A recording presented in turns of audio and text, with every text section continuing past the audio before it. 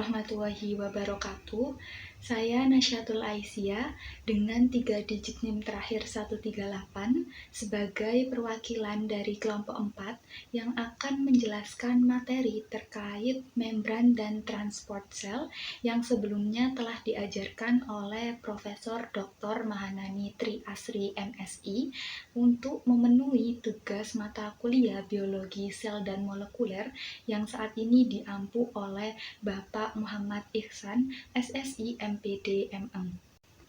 Baik, langsung saja ke materinya. Untuk slide pertama, ada ditampilkan indikator yang harus dicapai mahasiswa untuk memenuhi materi kali ini. Ada 5 indikator. Yang pertama yaitu memerinci komponen penyusun membran plasma. Yang kedua, menjelaskan struktur, fungsi, dan sifat membran plasma.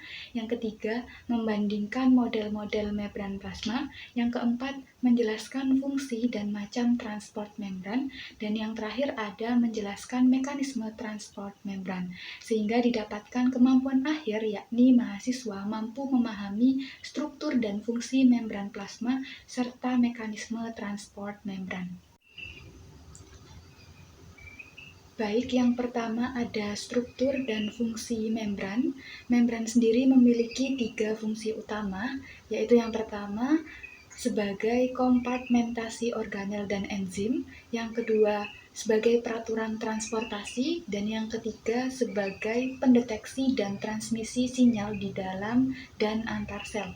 Contohnya pada membran sel darah merah atau eritrosit dan membran sel amoeba. Membran sel merupakan organel yang mampu bertukar materi dengan lingkungannya melalui proses eksositosis atau padatan yang dikeluarkan dan endositosis atau padatan yang dimasukkan ke dalam sel. Endositosis sendiri terjadi ketika sel eukariotik menelan tubuh ekstraseluler. Pada gambar ini dicontohkan bahwa terdapat padatan berwarna oranye yang nantinya akan ditangkap oleh membran sel dan dimasukkan ke dalam membran sel itu sendiri sehingga terjadilah proses endositosis atau padatan yang dimasukkan. Selanjutnya ada tipe membran sel. Tipe membran sel sendiri terdapat 6 tipe karena ditemukan oleh beberapa ilmuwan yang temuannya masing-masing berbeda pada tahun yang berbeda pula. Yang pertama ada temuan dari Charles Overton pada tahun 1895. Yang kedua ada Gardner dan Grendel-Villiers pada tahun 1925. Yang ketiga ada Dawson dan Danielis Sandwich pada tahun 1935. Yang keempat ada model membran unit Robertson. Yang kelima ada The Fluid Mosaic Model dari Singer dan juga Nicholson pada tahun 1972, dan yang terakhir ada model mutakhir membran sel yang dimodifikasi dengan izin oleh Rockefeller University Press pada tahun 1974. Yang pertama kita bahas tentang membran sel menurut Charles Overton pada tahun 1895. Jadi Charles berpendapat bahwa membran sel ini terbuat dari susunan lipid. Zat larut lipid memasuki sel jauh lebih cepat daripada zat yang tidak larut dalam lipid, yang kemudian dibuktikan setelah 20 tahun membran sel darah merah ini tersusun atas lipid dan protein yang sekaligus membenarkan postulat dari Overton. Dan Misala sendiri berpendapat jika dikocok dengan air, fosfolipid seperti deterjen ini akan membentuk misel. Ini adalah sebuah koloid dalam suspensi air. Jadi misel ini memiliki bagian luar yang hidrofilik atau suka dengan air dan bagian dalam yang hidrofobik atau sukar dengan air. Untuk pendapat yang kedua ada dari Gardner dan Grendel yang menyatakan bahwa membran sel ini terdiri dari lipid bilayer, di mana 2 susunan lipid yang terdiri atas 2 layer lipid. Jadi di sini Di bagian atas ada yang bersifat polar, dan di bagian tengah atau bagian dalam adalah non-polar, dan di bagian bawahnya lagi terdapat bagian yang polar. Jadi Gardner dan Grendel ini berpendapat bahwa membran sel itu terdiri dari dua lapisan lipid atau biasa disebut dengan lipid bilayer. Pendapat yang ketiga, yakni dari Dawson dan Danielis Sandwich tahun 1935, mereka menyatakan bahwa membran sel ini terdiri dari dua lapisan bilayer atau dua lapis lipid bilayer yang kemudian di atas dan bawahnya terdapat lapisan ganda fosfolipid yang ditutupi oleh lapisan protein globular. Nah, hal ini yang membedakan pendapat yang ketiga dengan pendapat yang kedua dari Gardner dan Grendel, di mana terdapat protein globular yang menyertai membran sel ini.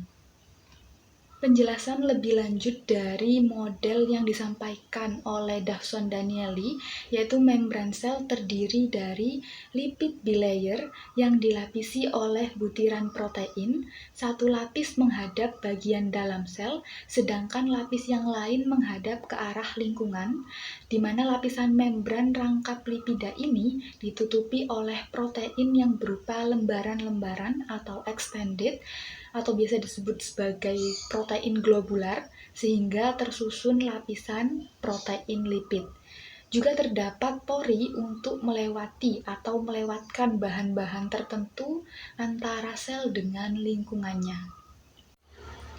Model yang keempat yakni model membran unit Robertson. Jadi Robertson di sini menyampaikan bahwa membran unit terdiri dari 3 lapisan, yaitu protein, lipida, dan juga protein.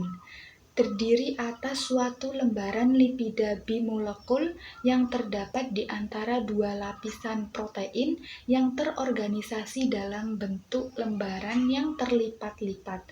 Dari hasil pengamatan oleh mikroskop elektron, trilaminar atau 3 lapisan, yakni terdiri dari 2 lapisan luar yang gelap atau disebut osmiofilik dan 1 lapisan tengah yang terang atau disebut dengan osmiofobik.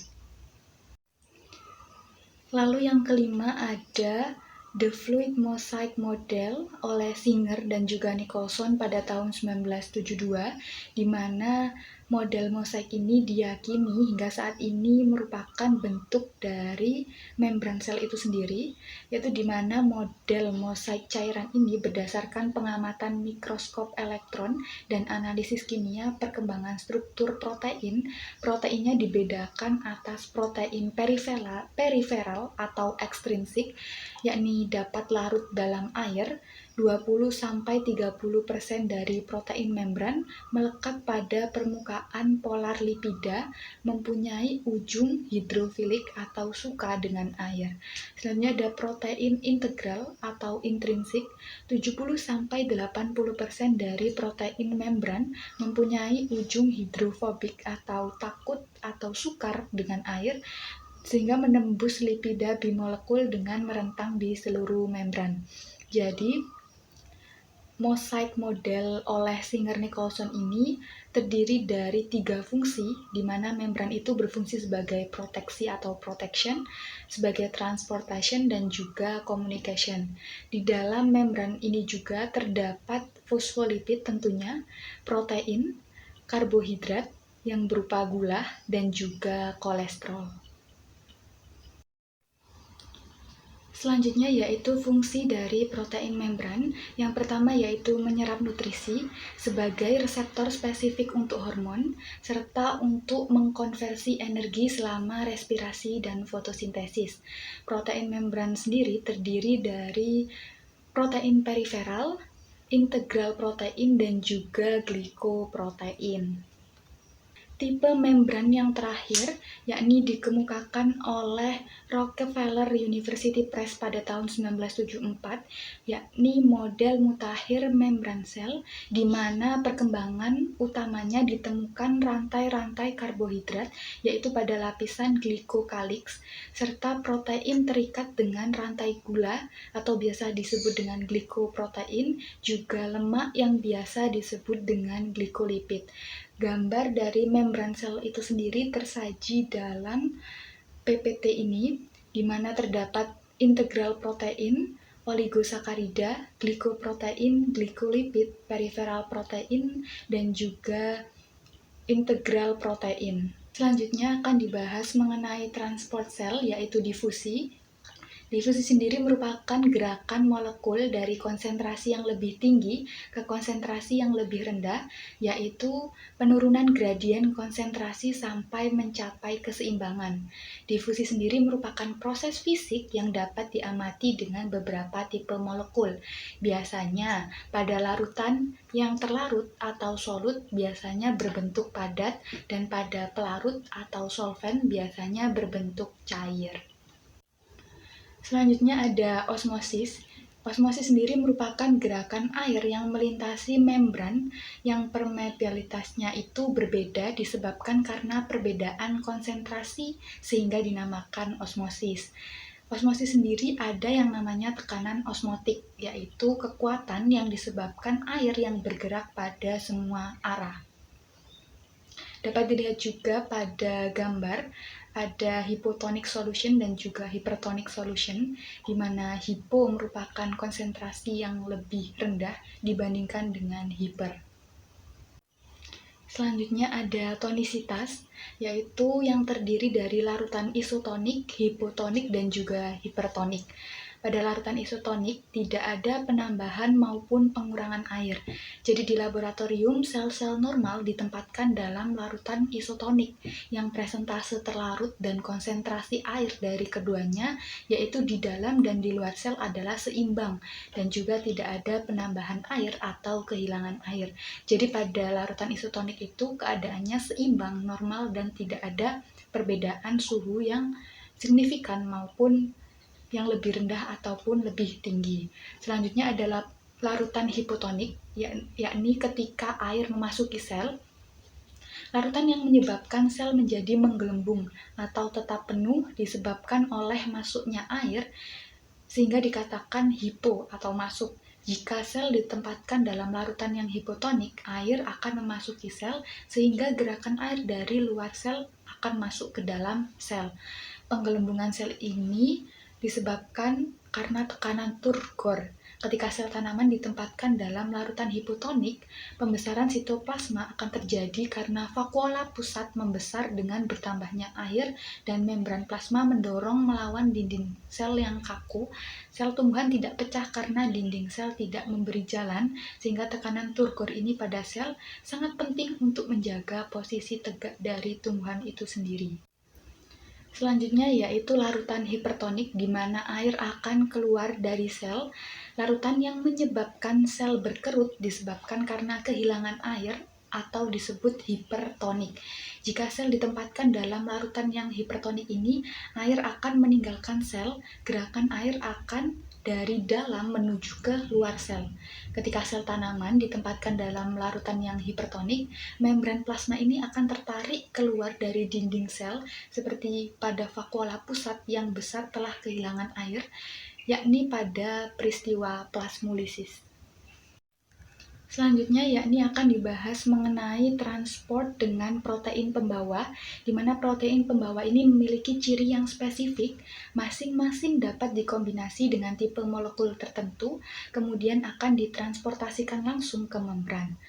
Untuk fungsi dari protein pembawa sendiri adalah melakukan perubahan dalam bentuk pergerakan molekul melintasi membran, sehingga diperlukan untuk transport terfasilitasi dan transport aktif. Membahas tentang transport terfasilitasi merupakan molekul-molekul seperti glukosa dan asam yang difasilitasi untuk melintasi membran, sehingga fasilitatornya adalah protein pembawa yang reversibel.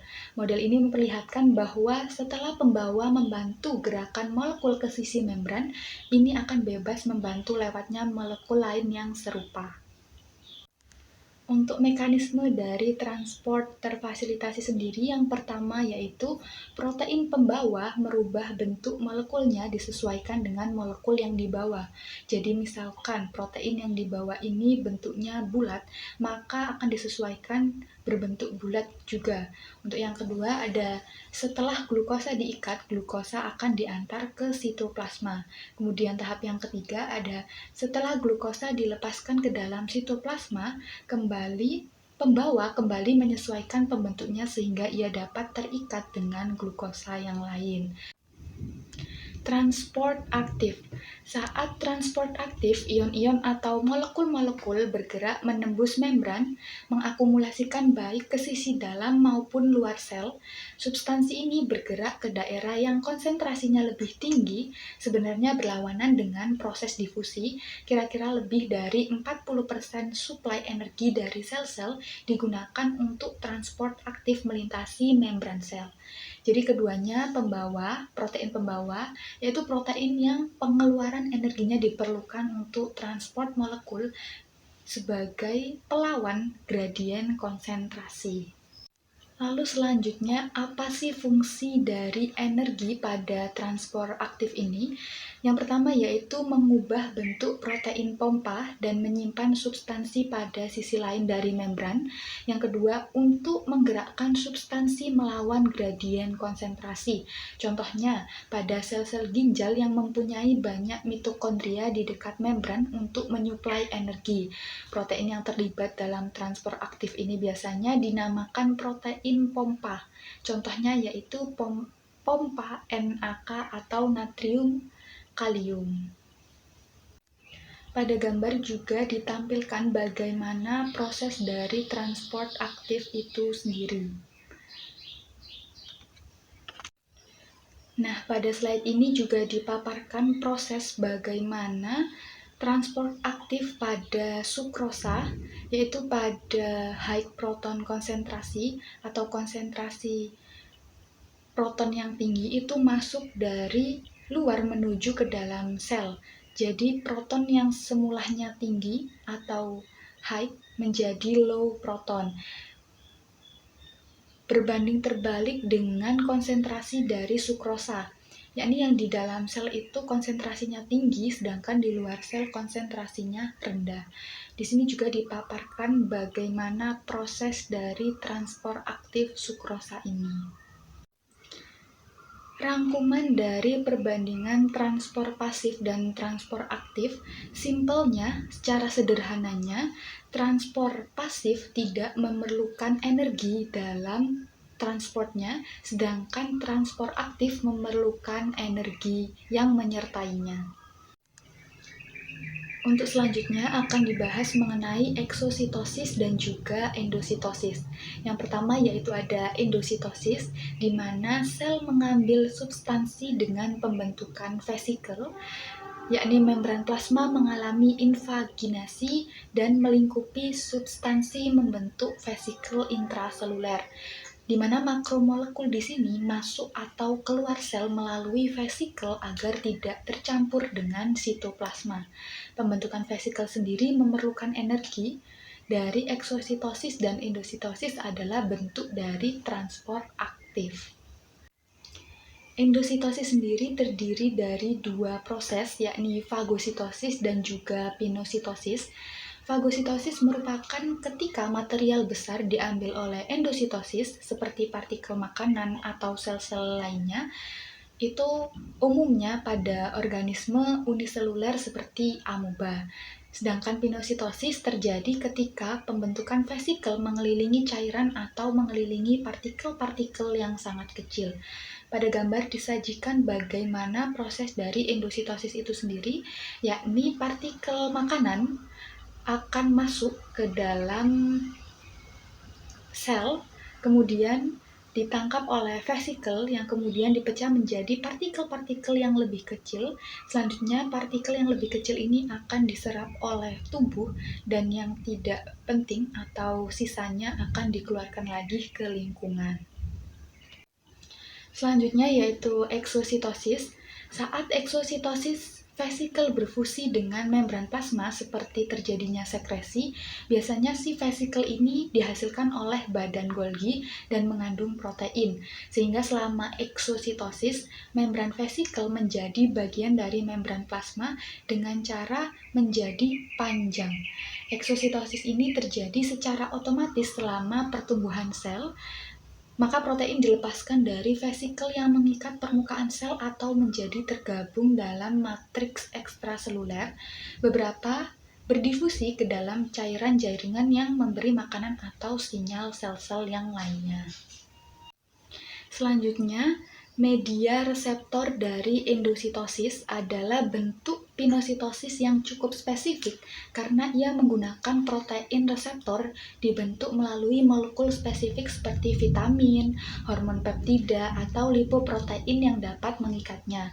Reseptor untuk substansi ini ditemukan pada satu tempat dalam membran plasma.